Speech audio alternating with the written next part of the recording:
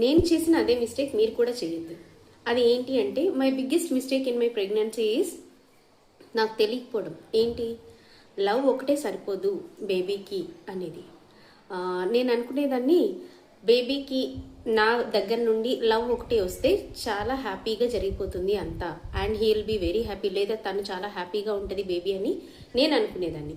But అది I believed ఎలా, eating right and praying to the god every day makes me happy and my baby happy and he will be healthy. నేను ignore చేసినవన్నీ ఏంటి అంటే నా fears, నా emotions, నా లోపల ఉన్న కొన్ని patterns like sub conscious patterns, ఇవన్నీ నేను చాలా ఇగ్నోర్ చేశాను. సో అది ఫైనల్గా ఎట్లా అయిందంటే డెలివరీ అయ్యాక I didn't get milk, breast milk రాలేదు, బాటిల్ ఫీడ్ చేయాల్సి వచ్చింది, and the baby used to be very much cranky చాలా టైమ్స్లో.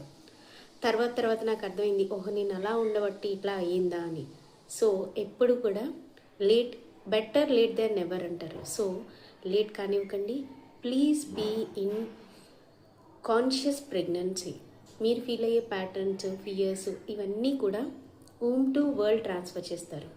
అంటే ఊమ్ నుంచే పైకి వస్తాయి. ఎందుకంటే మన ఊమ్ ఒకటే బేబీకి ది ఫస్ట్